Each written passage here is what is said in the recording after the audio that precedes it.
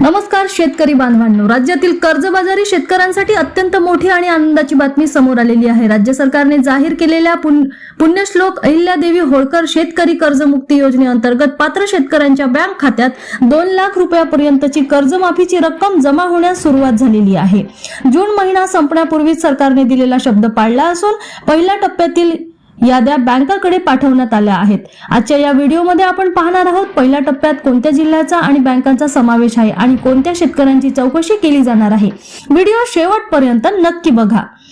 कर्जमाफीचे टप्पे आणि जिल्ह्यांची माहिती। शेतकरी मित्रांनो, राज्यातील एकूण 36 जिल्ह्यांपैकी पहिल्या टप्प्यात 12 जिल्ह्यांची निवड करण्यात आली असून त्यांच्या याद्या बँकांकडे सोपवण्यात आलेल्या आहेत। ही कर्जमाफी प्रामुख्याने 3 टप्प्यात होणार आहे।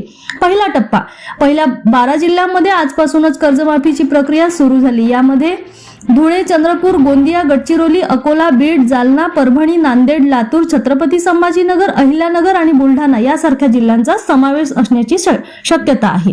दुसरा व तिसरा टप्पा, उर्वरित जिल्ह्यांची कर्जमाफी पुढे 15 ते 30 दिवसांच्या अंतराने टप्प्याटप्प्याने केली जाईल। कोणत्या बँकांचा समावेश आहे? आपल्या राज्यात 50 पेक्षा जास्त बँका असल्या तरी पहिल्या टप्प्यासाठी महत्त्वाच्या 10 ते 12 बँकांना आदेश देण्यात आलेले आहेत। जर तुमचे खाते पुढीलपैकी बँकांमध्ये असेल तर तुम्हाला याचा पहिला लाभ मिळू शकतो।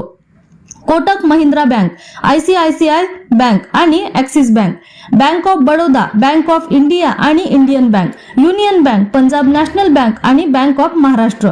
यासोबतच जिल्हा मध्यवर्ती सहकारी बँका, DCCB आणि स्टेट बँक ऑफ इंडिया म्हणजेच SBI यांचाही यामध्ये समावेश आहे। कोणत्या शेतकऱ्यांची चौकशी होणार? आता सर्वात महत्त्वाची गोष्ट, सुमारे 11 जिल्ह्यांमधील 15 लाख शेतकऱ्यांची कसून चौकशी केली जाणार आहे। त्यामध्ये त्यांना कर्जमाफी मिळण्यास काही काळ उशीर होऊ शकतो। सरकारने केवळ गोरगरीब आणि गरजू शेतकऱ्यांना प्राधान्य देण्याचे ठरवले आहे। यासाठी काही कडक नियम लावण्यात आलेले आहेत। 1. कर्जाचा योग्य वापर। ज्यांनी शेती पिकाच्या नावावर कर्ज घेऊन त्यांचा वापर घर बांधणे, ट्रॅक्टर खरेदी किंवा इतर कारणांसाठी केला आहे त्यांची पडताळणी होईल। रेशन कार्ड, कुटुंबाकडे पिवळे किंवा केशरी रेशन कार्ड असणे आवश्यक आहे। सरकारी नोकरी, कुटुंबात कोणीही सरकारी नोकरीत किंवा मोठ्या पेन्शनचा लाभ घेणारे नसावे।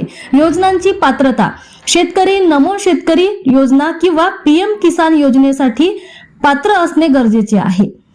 फार्मर ID, तुमचे फार्मर ID कार्ड योग्य आहे की नाही याची खात्री तुम्ही तुमच्या गावातील किंवा तालुक्यातील कृषी विभागाकडून करून घेऊ शकता। शेतीविषयक आणि शासकीय योजनांच्या अशाच नवनवीन आणि खात्रीशीर माहिती करता चॅनलला सबस्क्राईब करा। धन्यवाद। जय जवान, जय किसान।